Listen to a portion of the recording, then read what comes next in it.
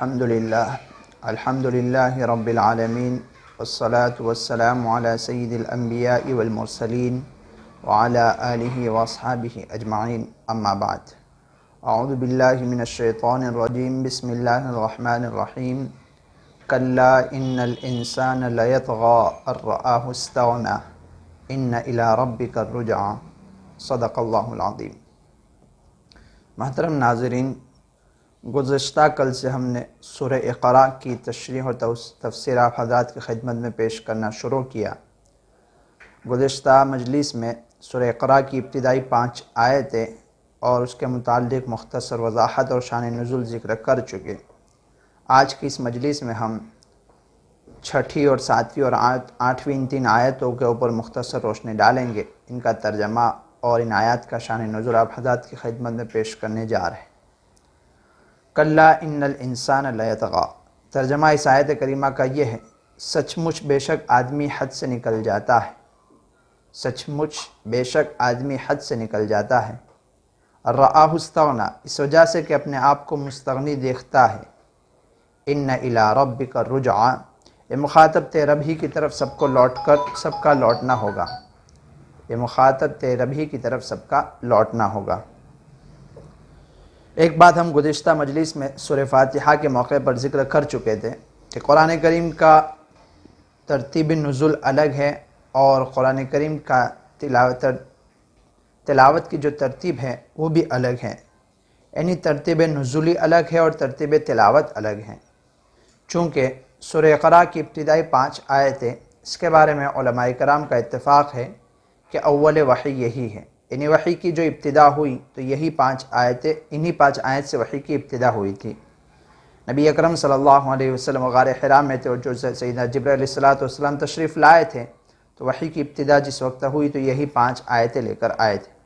اس کے بعد پھر وحی کا ایک سلسلہ منقطع ہو گیا 2-2.5 سال تک۔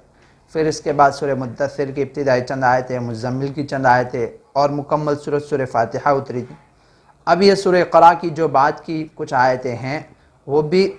بعد میں اتری، مکی زندگی کے اندر ہی اتری، آیت بھی مکی ہیں لیکن یہ بعد میں اتری، لیکن لوح محفوظ کی ترتیب کے اعتبار سے قرآن ہے تو اب ان آیات کو چونکہ سورہ اقرا کی آیات کے ساتھ نبی اکرم صلی اللہ علیہ وسلم نے صحابہ کرام کو حکم دیا اور ان آیات کو اسی کے ساتھ شامل کر دیا گیا۔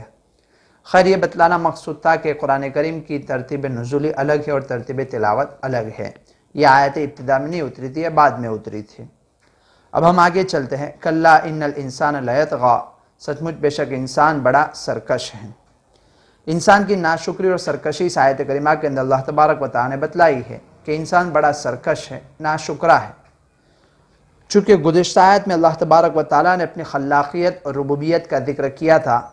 انسان کی اور جميع مخلوقات کی تخلیق کا اور پھر ان کی تربیت کا اللہ تبارک و تعالی نے ذکر کیا تھا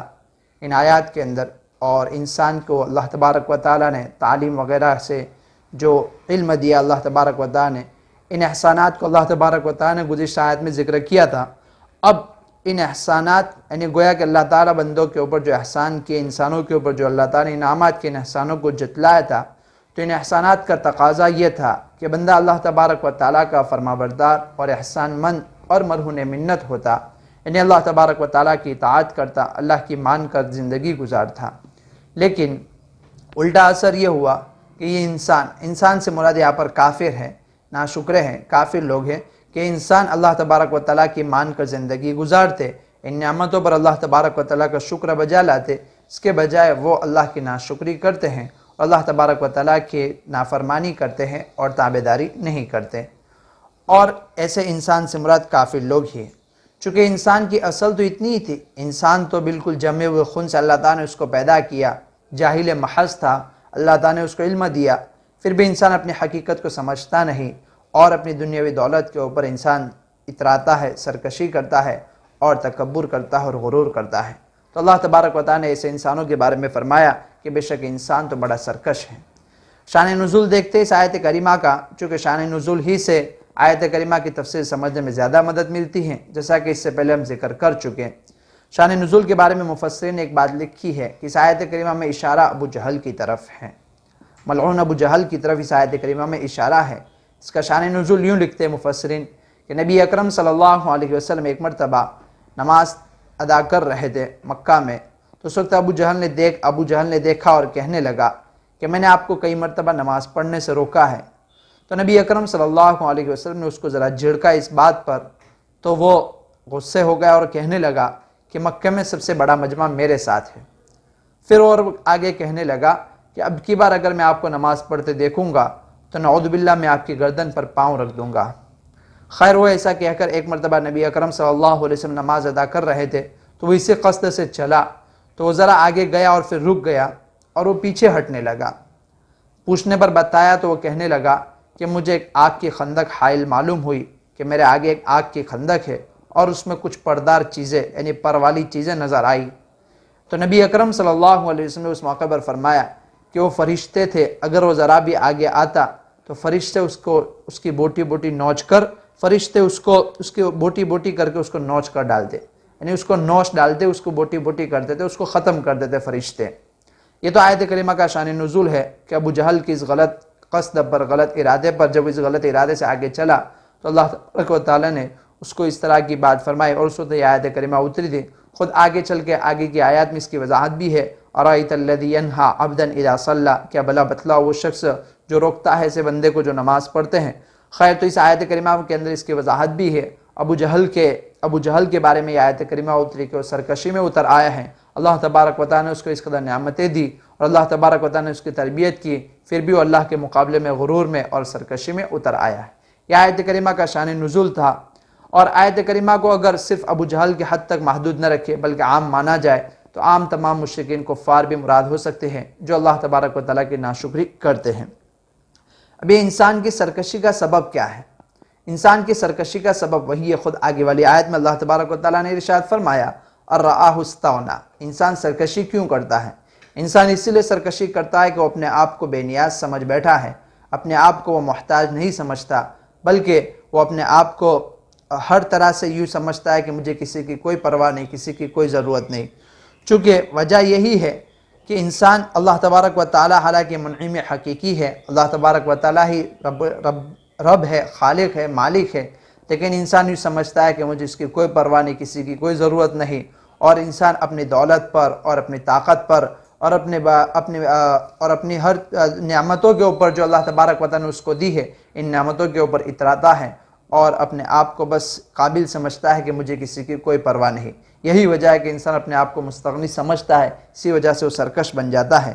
چونکہ جن نعمتوں پر اللہ کا شکر ادا کرنا چاہیے، بجائے شکر کے وہ نافرمانی کرنے لگتے ہیں اور اکڑتے ہیں اور اتراتے ہیں۔ کوئی مال و دولت پر اتراتا ہے، تو کوئی حسب و نسب پر، کوئی حکومت و سلطنت پر، تو کوئی مال و جاہ پر وغیرہ، ہر ایک اپنے پاس جو چیزیں اللہ تبارک و تعالیٰ کی طرف سے جو نعمت عطا ہوئی ہے، ان چیزوں پر ہر ایک اترانے لگتا ہے۔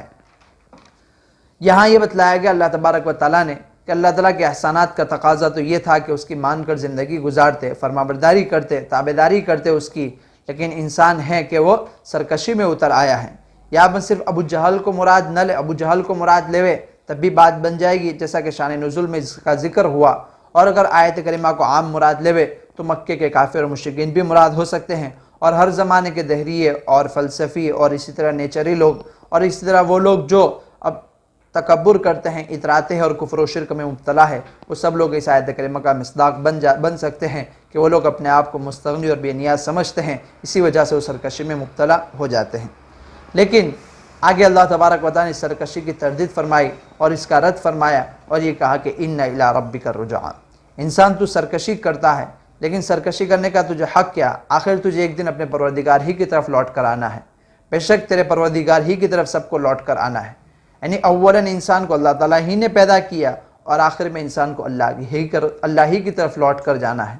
ایک دن جب موت آئے گی، اور چونکہ موت سے تو کسی کو کوئی انکار نہیں، چاہے وہ کتنا بڑا ہی ہو، انسان دنیا کے اندر کتنا ہی بڑے دعوے کرنے والا ہو، لیکن آخر ایک دن اس کو دنیا چھوڑ کر جانا ہے، موت تو اس کو آنی ہی ہے۔ لہٰذا جب موت آئے گی تو اس وقت ساری حقیقت کھل کر آ جائے گی، اور اس وقت اللہ تبارک و تعالیٰ نے جو انعامات کی، اللہ تبارک و تعالیٰ کی جو نعمتوں کو استعمال کیا، ان نعمتوں کے اوپر جب حساب کی باری آئے گی تب اس وقت انسان کی آنکھیں کھل جائے گی کہ میری حقیقت کیا تھی اور میں نے کیا کیا۔ اللہ تبارک و تعالیٰ سے دعا کریں کہ اللہ تبارک و تعالیٰ ہمیں دین کی صحیح سمجھ اور فہم عطا فرمائے، اور حق تعالیٰ نے ہم پر جو بے انتہا احسانات کیے، ان احسانات کے اوپر اللہ تبارک و تعالیٰ میں شکر گزاری کی توفیق عطا فرمائے۔ آج کے اس پروگرام کو ہم اسی پر بس کرتے ہیں۔ وآخر دعوانا الحمدللہ رب العالمین۔ السلام علیکم ورحمۃ اللہ وبرکاتہ۔